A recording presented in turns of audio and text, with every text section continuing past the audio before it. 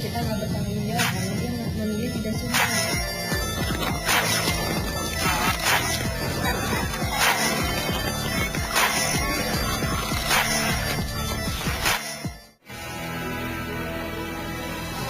Dipangkasnya jatah jamaah haji Indonesia sebanyak 40% oleh pemerintah Arab Saudi makin menambah panjang antrean jamaah haji.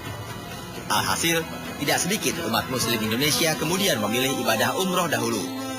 Selain ongkosnya lebih murah, soal keberangkatan bisa kapan waktu.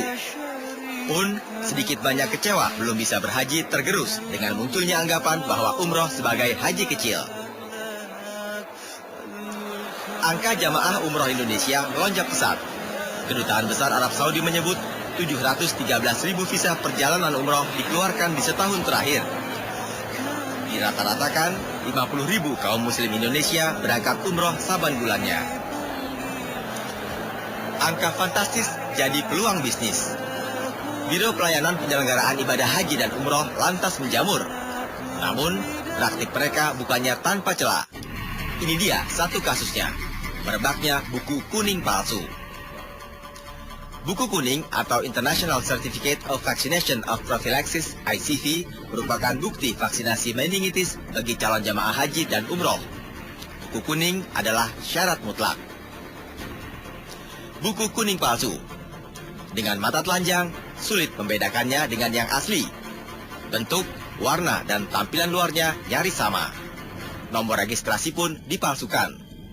Tapi, setelah ditelisik dengan sinar ultraviolet, dipastikan bodong. Di buku kuning palsu, tak ada hologram burung Garuda. Buku kuning aspal ini jadi barang bukti sitaan kepolisian Bandara Soekarno-Hatta. Kasusnya terbongkar menyusul banyaknya laporan petugas kesehatan Pelabuhan Kelas 1 Bandara Soekarno-Hatta. Buku kuning aspal dipegang banyak jamaah umroh yang hendak berangkat. Polisi lantas saja menyigi. Ya, dua pelaku. Jadi setelah melakukan beberapa rangkaian pemeriksaan dan penyelidikan, akhirnya kita berusaha memancing pelaku tersebut, yaitu dengan berniat membeli buku ICV sebanyak 30. Nah, dari situ kita menuju ke Pondokopi untuk bertransaksi dengan pelaku NR. Dari situ kita dapatkan buku ICV palsu dan selanjutnya dikembangkan kepada tersangka MST yang kita tangkap di daerah Kalibaru. Si pemalsu yang dicokok polisi menuturkan bahwa praktiknya sudah sedari 2007 lalu. Jaringan pemalsuan melibatkan perantara dan biro travel sebagai pihak pemesan. Kalau masalah mirip banget, kita kemiripannya itu di warna aja Pak, karena kalau filenya itu kan udah ada sendiri. Udah ada kopi dari file ya, dari dulu kasihnya CD, background gitu kan. Kita cuma warna aja, warnanya kuningnya kuning begini gitu kan, kuning kunyit sebetulnya. Udah kita ikutin gitu. Pada awalnya sih ya kita emang orang percetakan Pak ya. Itu isi almarhum kan ngorder itu kan, bisa tahu saya orang travel. Dia ngorder ada semacam kop surat, amplop, ya pokoknya untuk keperluan inilah di travel gitu kan. Di salah satunya itu ada ya buku kuning itu gitu loh. Mas, itu biasanya kalau dipesan itu biasanya berapa mas? 30. 30. Iya. 30 buku. Oh, 30 buku. Iya. Travelnya itu dari mana aja mas biasanya? Saya travelnya kurang tahu, kenalnya di ininya aja mas, di luar gitu. Oh, di luar. Artinya emang sudah langganan gitu? Enggak juga. Ya 16.000 per bukunya? per buku, iya. Itu masnya sendiri ngambil ininya berapa? Ngambil apa ya, misalnya ongkos operasional berapa? Saya cuma 1.000 Pak. Oh, dari tiap bukunya? Iya. Kita sangkakan kedua pelaku dengan pasal 263 Junto 264 tentang pemalsuan dengan ancaman hukuman maksimal 8 tahun penjara. Kita belum bisa katakan itu ada sindikat khusus atau tidak, tapi kita akan tetap melakukan pengembangan-pengembangan. Apakah memang ternyata nanti ada kelompok lain atau tidak. Kalau memang ada kelompok lain yang memang berkaitan dengan hal ini, tentu saja kita akan tindak terus. Praktik tahunan pemalsuan buku kuning merupakan dugaan kuat jika buku kuning aspal sudah terlanjur bebas dan beredar luas. dan juga melibatkan Biro Travel Perjalanan Haji dan Umroh. Untuk membuktikannya, secara acak kami coba memesan langsung pada travel umroh yang berkantor di Jakarta Timur. Bikinnya tuh kira-kira berapa ya? Halo? Kalau untuk kasus ini itu kita harganya itu 250 Pak. 250 ya, itu udah. Tapi ya itu si sepupu tuh nggak mau disuntik gitu. Nggak apa-apa kali ya? Kalau untuk suntikan itu kan tergantung orang. Memang di sini kita juga menyediakan untuk kartu-kartunya. Jadi nggak perlu suntik di apa-apa. Ini aja Pak, bukan nomor paspornya aja sama itu kan nanti biar ditulis di kartu kuning. Oh gitu ya. Apa aja? Gimana? Nanti saya tulis. Apa aja? Untuk kartu itu paspornya aja Pak, nama sesuai paspor sama nomor paspor. Nama sesuai paspor sama nomor paspor. Terus apa biayanya berapa tadi? 250 ya. Itu berapa hari kira-kira ininya ya jadinya? Ya. Kita kan sebetulnya udah tersedia kok Pak di sini, jadi nanti tinggal saya beliin aja namanya. Oh ya. Jadi artinya bisa langsung dibawa juga ya? Oh ya oke. Sekarang apa jam? Dengan enteng, si Biro Perjalanan Umroh menyanggupi pembuatan buku kuning. Padahal, buku kuning cuma diterbitkan Kementerian Kesehatan melalui kantornya di setiap bandara dan pelabuhan. Biro Travel terlibat? Benderang sudah.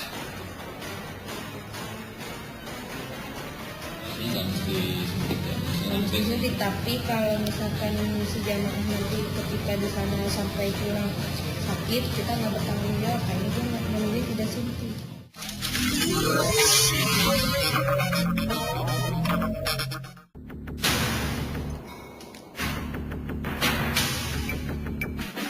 Buku kuning palsu sebagai syarat keberangkatan berhaji dan umroh bergentayangan. Penelusuran pembuktiannya tak cuma kami lakukan lewat komunikasi telepon. Kami juga datangi langsung sebuah biro jasa perjalanan haji dan umroh di Jakarta. Kami mainkan peran sebagai jamaah umroh.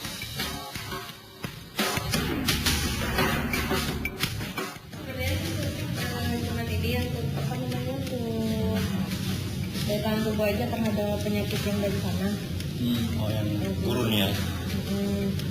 Terus ada sih beberapa jemaah yang nggak suntik, cuman di kartunya aja 200.000 gitu aja. Oh, kayaknya nggak mesti suntik ya. Nggak mesti suntik, tapi kalau misalkan si jamaah nanti ketika di sana sampai pulang sakit, kita nggak bertanggung jawab karena dia memilih tidak suntik. Nanti buku kuningnya dari siapa?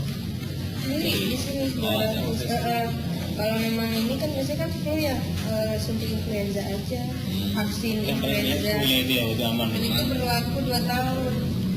Oh, gitu. Iya, buku kuningnya itu berlaku 2 tahun karena memang ketika suntik memang berlaku vaksin itu 2 tahun ini di dalam tubuh.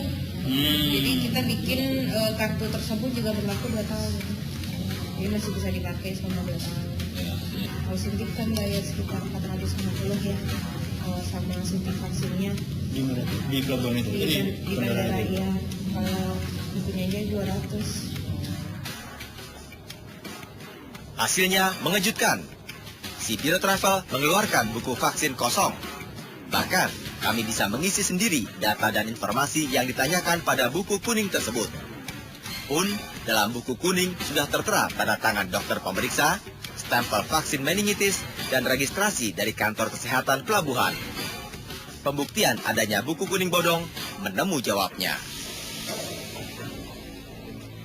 Disuntik vaksin meningitis merupakan keharusan bagi seseorang yang hendak berangkat ke Arab Saudi.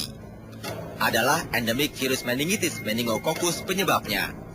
Pun bagi jamaah haji dan umroh, wajib disuntik untuk kekebalan tubuh dari penyebab penyakit radang selaput otak. Beredar luasnya buku kuning palsu meruyakan tanya mengapa terjadi. Terbatasnya fasilitas suntik meningitis di daerah-daerah di Tenggarai jadi penyebabnya. Karena ini demand umroh begitu besar, ya akhirnya ada yang tidak kita tutupi. Ada persoalan di sana, ada kebutuhan di sana. Karena itu selalu pemerintah, Departemen Kesehatan harus betul-betul menyiapkan seluas-luasnya agar masyarakat mudah untuk mencari meningitis itu sendiri. Umroh harus melalui KKP ya, itu kan, ya, kesehatan bandara. Nah ini yang menjadikan orang jadi repot. Bayangkan daerah-daerah yang nan jauh di sana yang tidak tahu ada apa itu KKP itu juga apa, tidak ada bandaranya, ya, terus harus suntik meningitis lebih dahulu. Maka ada saja kelompok-kelompok orang berpikir mencari jalan pintas. Terjadilah sebuah buku, ya. Jangan, kalau suntiknya tidak akan palsu karena tidak disuntik, bukunya.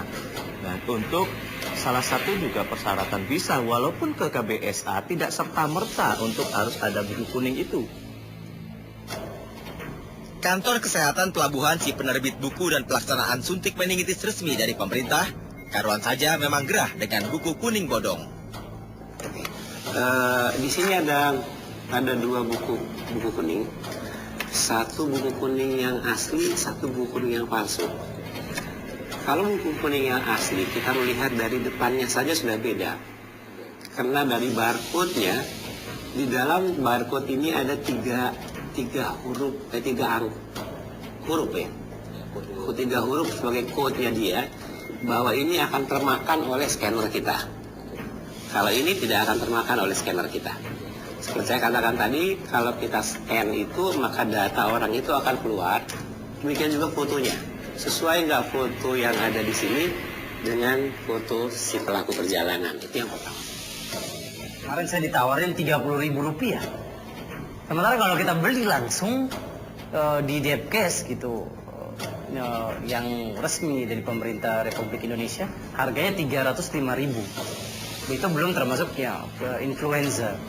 Ya dia mengaku resmi dari rumah sakit gitu. Tapi setelah kita cocokin buku kuning yang dia berikan dengan buku kuning yang asli, itu berbeda dari sisi warna dan tanda tangan dokter yang menandatangani di dalam buku kuning itu. Mungkin pihak provider visa atau muassasah yang dari Saudi dia nggak tahu, mungkin nggak ngerti, karena yang sepengetahuan kami buku kuning itu ketika sudah nyampe sana hilang ataupun nggak ada, itu nggak dipermasalahkan oleh pemerintah Saudi. Permasalahannya di Republik Indonesia. Jadi kita menganjurkan supaya mereka melakukan suntikan itu, kita bantu mereka. Kalau di Jakarta ini kita mendaftar di Halim, bahkan ada beberapa anggota kami yang menyiapkan fasilitas suntikan itu di tempat-tempat khusus kalau jumlah besar. Kita melakukan kerjasama dengan Departemen Kesehatan agar tim yang melakukan suntikan itu datang dengan membawa fasilitas-fasilitas itu. Itu untuk mempermudah mereka semua gitu. Tapi juga kalau memang sudah ada indikasi, kami akan proaktif ya bersama dengan Kemenkes. Nah, kalau itu menyangkut masalah pengeluaran dari Kemenkes, kalau itu menyangkut pemalsuan oleh travel, tentu kami akan langsung bertindak.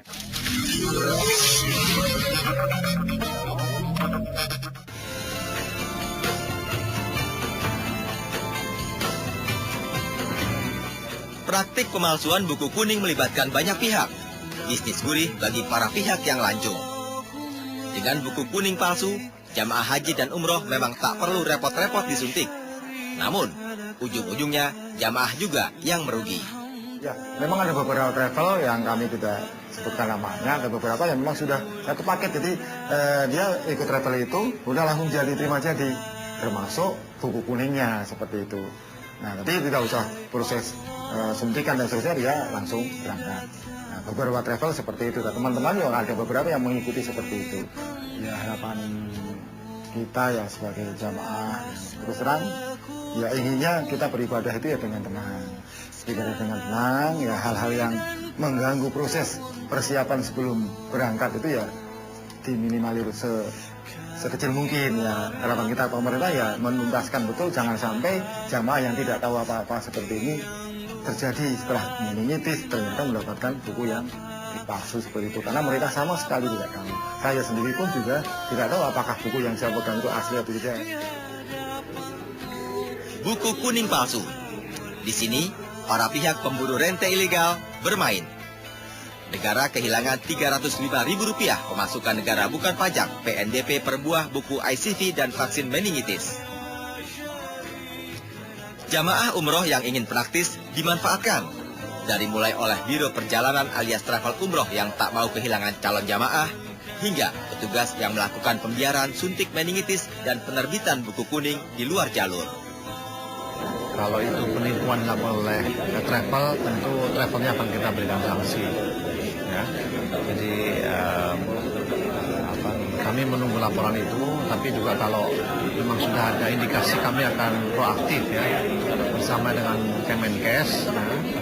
Kalau itu menyangkut masalah pengeluaran dari Kemenkes, kalau itu menyangkut pemalsuan oleh travel, tentu kami akan langsung bertindak. Kementerian Agama mengaku kesulitan mengawasi banyaknya agen travel atau penyelenggara perjalanan ibadah umroh atau PPIU. Hingga Februari 2014 tercatat ada total 572 biro yang terdaftar. Sementara penyelenggara perjalanan ibadah umroh pemilik izin penyedia visa hanya 108 saja. Mengurus buku kuning boleh jadi menyita waktu dengan juga harus mengikuti proses disuntik. Namun, jika menimbang alasannya, prosedur yang mestinya diikuti adalah demi kebaikan calon jamaah sendiri, demi terhindar dari penyakit meningitis.